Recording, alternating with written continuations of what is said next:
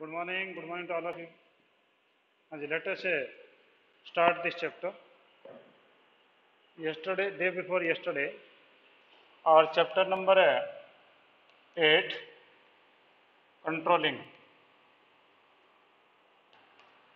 Controlling है, इनकी case study जो है वो हम कर रहे थे। तो आज ये चैप्टर जो आपका कंट्रोलिंग जो है वो फिनिश हो जाएगा और उसके बाद फिर हम जो दूसरी अगला जो चैप्टर है वो हम स्टार्ट करेंगे। तो come on the question number, that question number was 49। हम 49 क्वेश्चन के अंदर हम आ गए थे। अगर किसी को इससे पहले की प्रॉब्लम है तो आप मेरे से पूछ सकते हैं। Anybody have any problem regarding the previous questions they can ask me. हाँ जी, तो आपका जो 49 जी किसका बेटा 48 का B part the name the department where controlling should be applied in proper coordination with the manufacturing department for proper quality of manufacturing products. ये वाला क्या,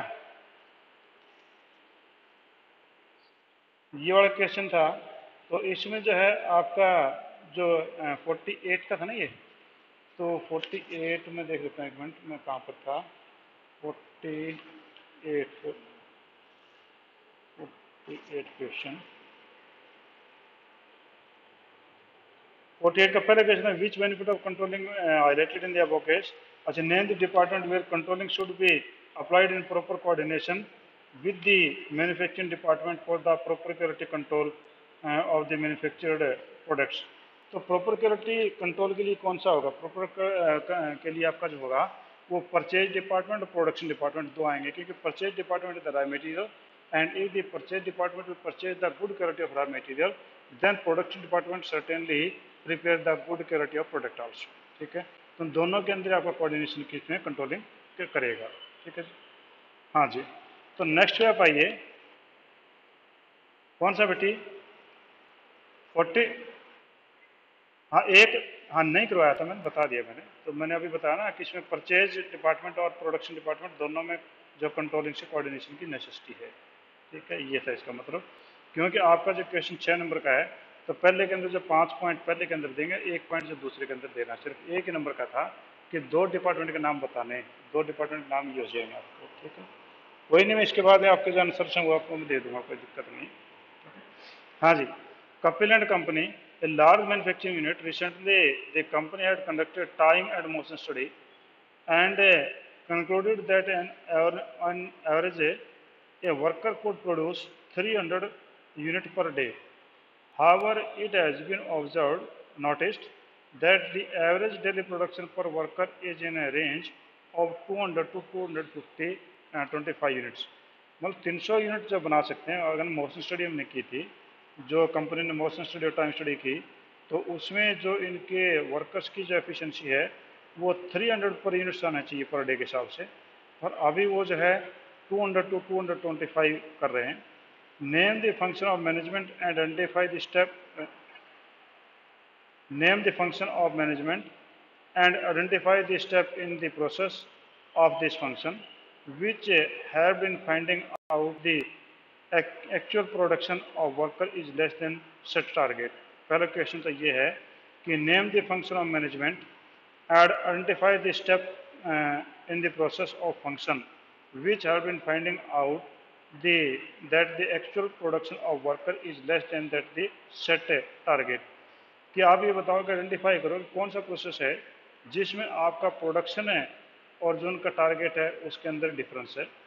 दूसरा करके to complete the process of functions identify in a ensure the performance as per time and motion study explain whether step a manager to has to take, कि manager कौन सी step उसके अंदर ले। तो ये बात इसने पूछी इसके अंदर। तो पहला आपके पास में जो है हम अगर देखें तो कंट्रोलिंग जो है वो इसका स्टेप है।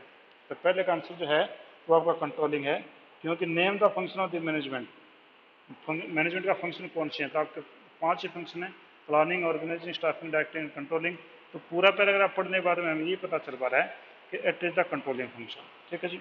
दूसरा इसके अंदर पूछा था, वो ये पूछा था कि to complete the process function identify in a, जो अपने ए ने ए के अंदर जो क्वेश्चन के अंदर जो आपने फंक्शन आइडेंटिफाई किया था ठीक है।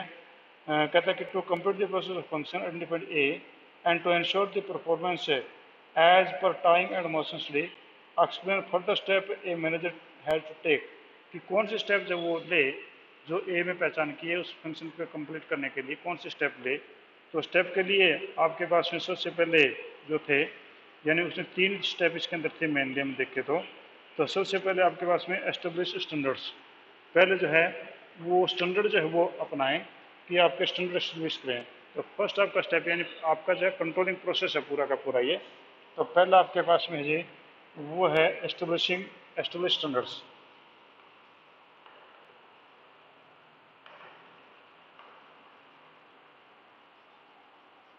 एस्टेब्लिश स्टैंडर्ड्स सबसे पहले तो स्टैंडर्ड एस्टेब्लिश किया जाए, क्योंकि स्टैंडर्ड्स का मतलब होता है यार्ड स्टिक, एक पैमाना है कि स्टैंडर्ड के बगैर जो है you can't compare anything without any standard.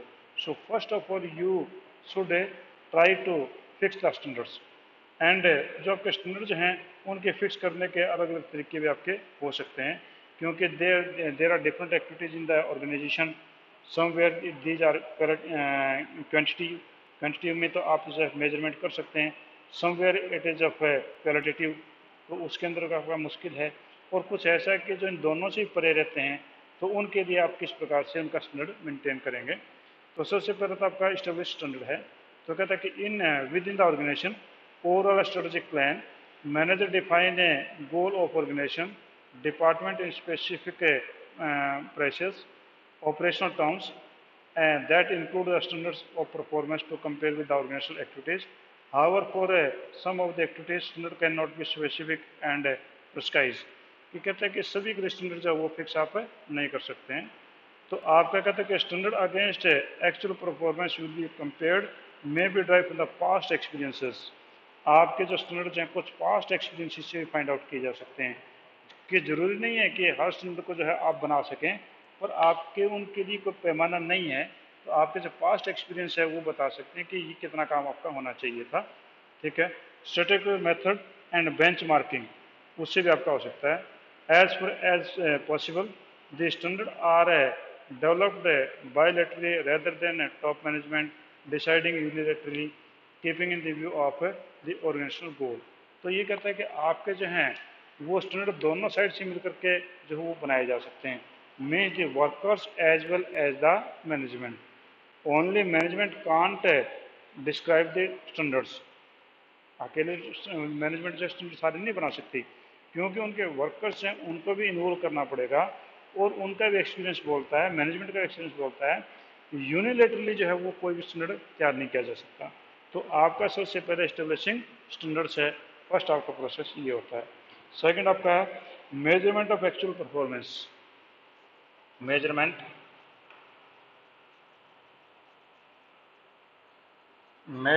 Of actual performance.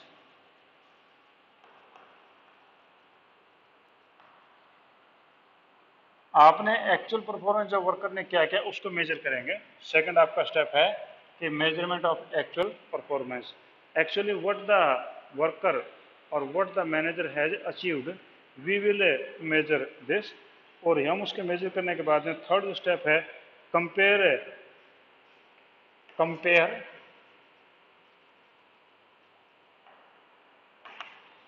With standards. Standards आपने बनाए थे उनके साथ उनका कंपेयर करना कि what were the standards and what they have actually achieved, we will made a comparison between this and by this way we can find out the deviation that में be the positive और that में be the negative. Next is taking corrective action. तो आपके positive negative भी आपके हो सकते हैं। फोर्थ आपके पास taking corrective action.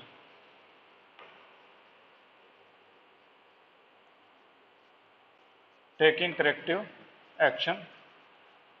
From this you find out the deviation. Deviation है may be negative और may be positive। आपका पॉजिटिव नेगेटिव कोई भी डेविएशन हो सकता है। अगर पॉजिटिव डेविएशन तो देर इज नो नीड, इसका मतलब ये कि आप स्टैंडर्ड जो फिक्स किए थे उनको कंप्लीट आपने कर लिया। But it is also matter of thinking. It means if there is a positive deviation means you have fixed the standards very low and the workers are achieving them very easily. It means you think again to fix the standards. और अगर आपका negative है तो negative deviation means you made the standards and workers are not in position to achieve these standards, means there could be many reasons not to achieve the standards. That may be default in the electricity, there may be wrong type of the material, there may be breakdown of the machinery, there may not be the good atmosphere at the workplace, देर में भी untrained workers, यानी कई आपके regions हो सकते हैं। वो आप जो वहाँ डेविएशन लेने के बाद में जो करेक्टिव एक्शन लेते हैं तो करेक्टिव एक्शन में उन चीज़ों को फाइंड आउट करने की कोशिश करेंगे कि what is the reason that the deviation is negative और द पॉजिटिव, और उनके ऊपर आप करेक्टिव एक्शन देंगे ताकि वो जो है दोबारा से ये चीज़ें आपकी ना हो। तो ये आपका होगा करेक्टिव एक्शन। ठीक है जी। तो यहाँ तक आपके जो हैं करेक्टिव एक्शन तक ये स्टेप आपके इसमें थे, आपका कंट्रोलिंग प्रोसेस के अंदर ये पूछे गए थे। ठीक है जी।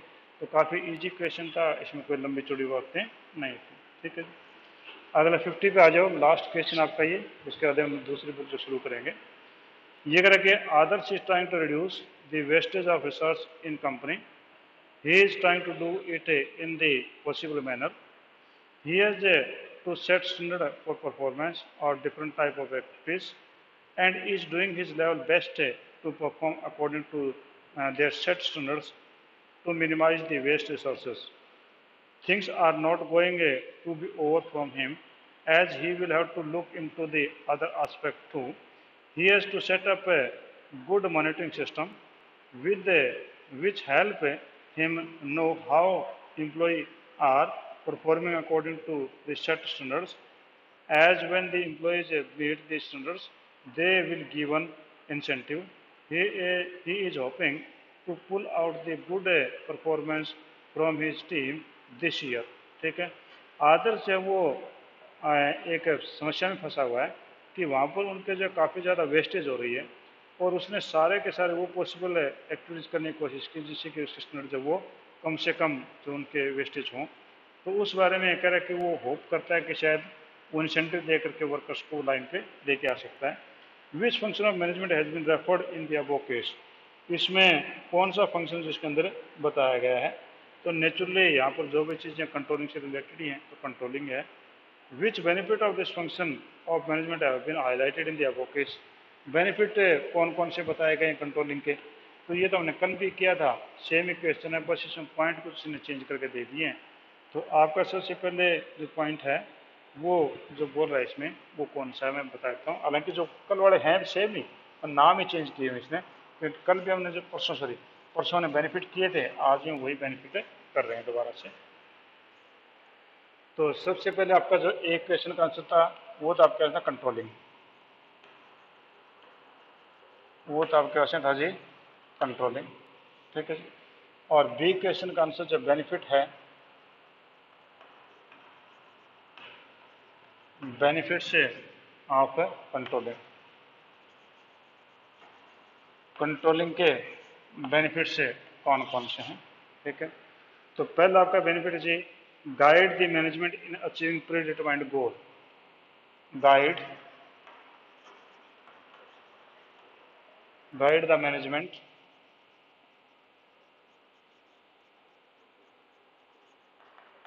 इन अचीविंग गोल्स, गोल अचीव करने में जो है ये मैनेजमेंट को कंट्रोलिंग जो है वो गाइड करता है, क्योंकि the continuous flow of information about project keep on arranging the planning on the right track. क्योंकि आपके जो है कंट्रोलिंग में आप जो है स्टैंडर्ड बना रखे हैं, स्टैंडर्ड के साथ में कंपेयर करते रहते हैं, इन्फॉर्मेशन आती रहती हैं, तो आपकी जो प्लानिंग है आप उसको राइट ट्रैक पे रखते हैं, तो इससे आपका जो अचीवमेंट ऑफ गोल ईजिली हो जाएगा। सेकंड आपके पास में इंश्योर ensures effective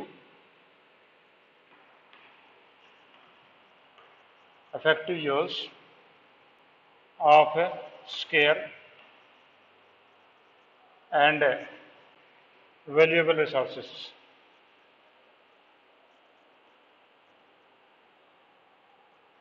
अब आपका जो कंट्रोलिंग है इस बात के ऊपर भी जो है वो ध्यान रखता है कि आपके जो वैल्यूएबल और स्केयर रिसोर्सेज हैं which are not regenerated they can be used in a proper system कि the controlling system help improving the organisational efficiency various controlling devices act as a motivator to manager.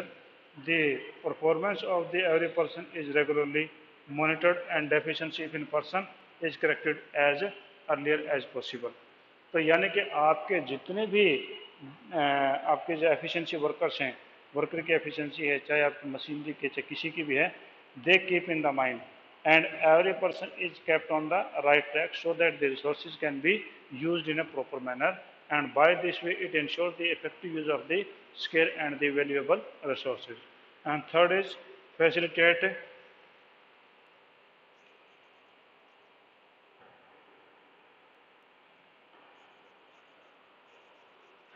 coordination. Facilitate coordination. Controlling also facilitate coordination. Coordination का मतलब है कि activities का जो simultaneous time पे होना कि controlling helps in coordination in the activities through the unity of action. Every manager will try to coordinate क्योंकि यूनिटी ऑफ एक्शन जो आपकी स्टार्ट होती है कंट्रोलिंग से क्योंकि each and activity are started at in such a manner that each and every activity should be coordinated. Next आपका leads to delegation and decentralized authorities. Leads to delegation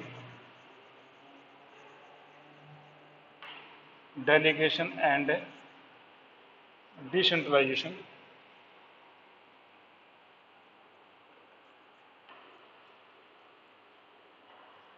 decentralization of authorities. Controlling से ये भी आपका जो है एक benefit होता है कि आपका जो है जो डेलीगेशन और डिसेंट्रलाइजेशन की फैसिलिटीज़ हैं वो भी अवेलेबल आपकी हो सकती हैं because the manager knows which type of the work they should hand over to the subordinate and which type of the responsibility he can hand over to other persons. It means in controlling factor only key points are controlled and the remaining things can be hand over to the subordinates. तो इस प्रकार से आपका जो delegation है और decentralisation वो किया जा सकता है. नेक्स्ट है spare to top management. Spare to top management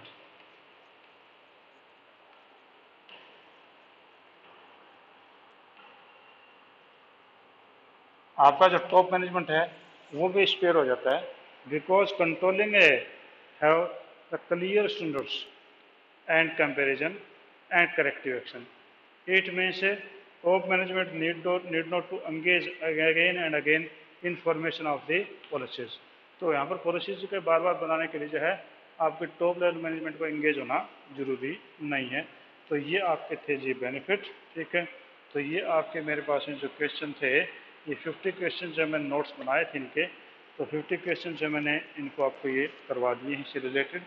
और इसके बाद में अब मैं चाहता हूँ कि हमारी जो बुक में जो 4 चैप्टर्स बाकी बचे हुए हैं वो 4 चैप्टर्स हम स्टार्ट कर लें और उनको भी हम ख़त्म करके उसके बाद में आपके अकॉर्डिंग टू CBSE सिलेबस जो आपका ब्लूप्रिंट है उस ब्लूप्रिंट के हिसाब से मैं आपको दोबारा से फिर तैयारी करवा दूँ और फिर उससे रिलेटेड क्वेश्चनियर्स जितने मेरे पास में अवेलेबल होंगे मैं उनकी प्रैक्टिस आपको डाल दूँ ताकि आपको जब फाइनल एग्जाम में दिक्कत ना आए. हाँ जी, किसी का कोई सजेशन हो, anybody is any suggestion you can share please. 49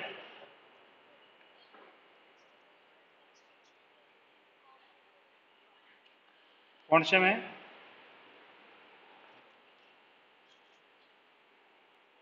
49th में 49th में जो है मैं देख लेता हूँ. मैं आपको उसमें जो मैंने जो नोट्स बनाए थे मैं उस वो आंसर मैं आपको आपके पास भेज दूंगा.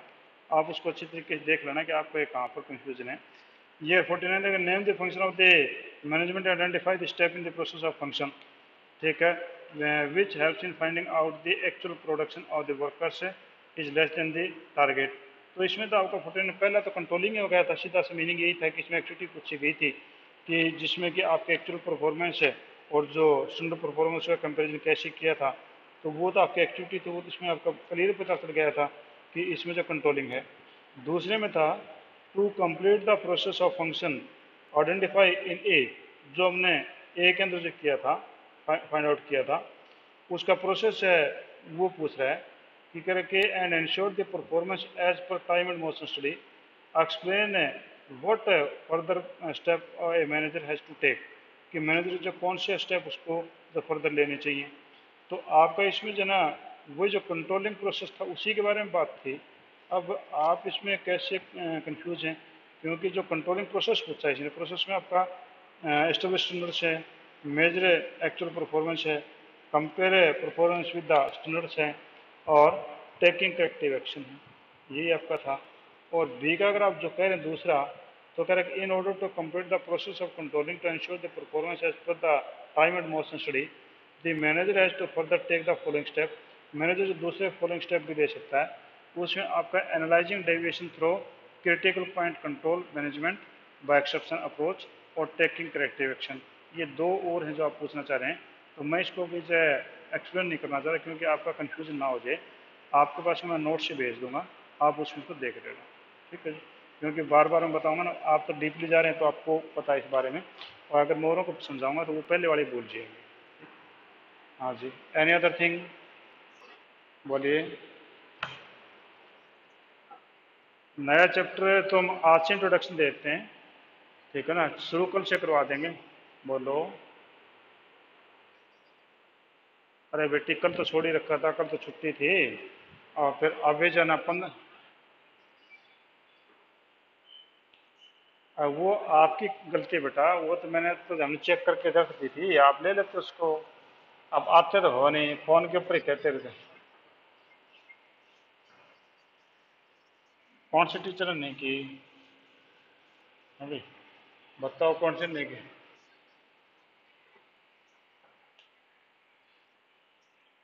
अच्छा, हेमा मैडम तो इस पास में बैठ कर चेक करने लगी थी, पता नहीं आपको कैसे मैंने इन्फॉर्मेशन दी थी, चेक नहीं की। चलो आगे फिर है ना, ऐसा ना कि शनिवार इतवार की छुट्टी तो है, 15 अगस्त और 16 अगस्त की छुट्टियां तो हैं, ठीक है ना। अब ये एक्चुअली में सच्चाई पूछो तो ये है कि हम लोगों की रिकॉर्डिंग जो है वो मैनेजमेंट के पास में जाती है, तो पर डे के हिसाब से आपने क्या काम करवाया वो सारा रिकॉर्डिंग्स में होता है, ठीक है। तो हम लोग जो है 15 अगस्त और 16 अगस्त की छुट्टी होगी ना, 15 अगस्त कब की है, संडे की या शनिवार की है? संडे की है। और संडे की है तो फिर तो एक ही दिन की। हाँ सैटरडे की, सैटरडे की होने कारण से 15 अगस्त, तो वो शायद छुट्टी 15 अगस्त की भी होगी, 16 की भी होगी, ठीक है ना। इस कारण से मैं बता रहा हूँ। बाकी टेक्स्ट के मार्क्स जो मैंने तो आपको बता दिए थे, और बाकी सब्जेक्ट टीचर्स ने औरों का दिए गए थे कि हम पीटीएम करेंगे, पेरेंट्स को बुलाएंगे और पेरेंट्स को जो है ना आपके मार्क्स बताएंगे, तो ऐसा जो है ना वो बोला गया था, ठीक है। तो मैंने तो आपको जो है ना वो चेक करती फ़ोन के ऊपर ही चेक कर दिया, तो मैंने आपको बता दिया था, ठीक है। तो अभी आपके पेरेंट्स की मीटिंग करेंगे, तो पेरेंट्स मीटिंग में आपको बताएंगे कि आपने कौन से तीर मार रखे हैं, ठीक है, ये चीज़ें। तो नेक्स्ट जो मैं आपका सबसे इजी चैप्टर वो करवा देता हूँ, ताकि आपको जो ना वो टफ ना लगे, क्योंकि अभी ये जो 8 चैप्टर हमने किए, तो ये तो आपके पास में कोई ज़्यादा टफ वाली बात नहीं बची। हाँ थोड़ी बहुत केस स्टडी एक दो टिपिकल आती है, बाकी तो लगभग लगभग आसान ही थे, अगर जिसने क्लास 10 की है तो। और क्लास 10 नहीं की तो वो बात अलग है, ठीक है। तो मैं जो लास्ट लास्ट चैप्टर है जो काफ़ी ईजी है और इससे कोई लेना देना नहीं है, चैप्टर 12 है, और वो आपका consumer protection.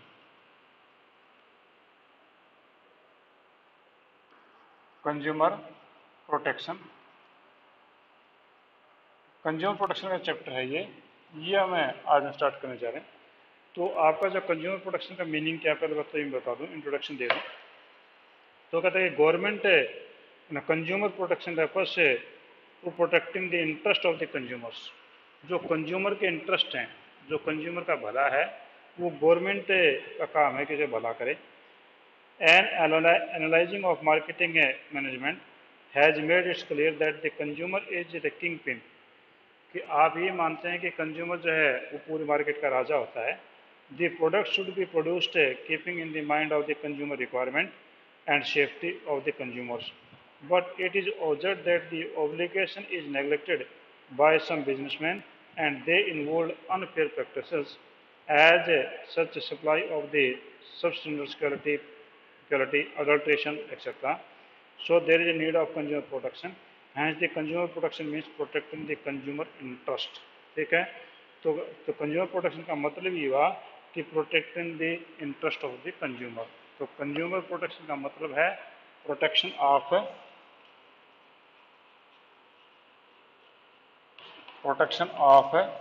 Consumer interest. Interest का मतलब यहाँ पर रुचि से नहीं है, इंटरेस्ट का मतलब उसके भले से, कि जो है आपके कस्टमर का जो है वो भला ही प्रोटेक्ट करना, वो आपका कंज्यूमर प्रोटेक्शन कहलाता है। क्योंकि आपका जो है कंज्यूमर है, we all people are the consumers, means no person, every person can not be the producer, every person as a consumer. हर कोई प्रोड्यूसर तो नहीं हो सकता, पर हर कोई कंज्यूमर जरूर है। कि suppose if any person who is a farmer, he can be the producer of the grains, but he cannot be producer of any other things which are in daily use of him। तो उसने वो market से खरीदनी पड़ेगी। It means he is an consumer, वो भी आपका consumer ही है। ठीक है, तो उस कंज्यूमर के प्रोटेक्शन जो है वो हमें इंटरेस्ट है, उन इंटरेस्ट को प्रोटेक्शन करना जरूरी है। क्योंकि every consumer can not B so much vigilant that he know each and everything about the product. हम मैक्सिमम 99% जो लोग हैं वो कंज्यूमर की जो चीज़ें हैं उनके बारे में सारी चीज़ें नहीं जानते। हमें ये नहीं पता चल पाता कि असली या नकली है, या ये चीज़ हमें पता नहीं चल पाता कि इसको हम किस प्रकार से यूज़ करते हैं, इसका क्या फ़ायदे क्या नुकसान है, या इसकी क्वालिटी क्या होनी चाहिए, हमें पता ही नहीं होता है। तो आप बाज़ार में देखें कि इतनी सारी मिलावटी चीज़ें मिलती हैं, इतनी सबस्टैंडर्ड चीज़ें मिलती हैं, तो सारी चीज़ें वो चलती रहती हैं। ठीक है, तो आपके कंज्यूमर का उससे नुकसान होता है। तो ये आपका है जी कंज्यूमर प्रोटेक्शन। ठीक है, कि protection of consumer interest that is called as a protection of consumers. ठीक है जी, तो बाकी जो हम अब कल आज मैंने इंट्रोडक्शन इसका दिया है, बाकी हम कल इससे रिलेटेड चीज़ें करेंगे। ठीक है जी, तो आज हम इतना ही करेंगे। Thank you.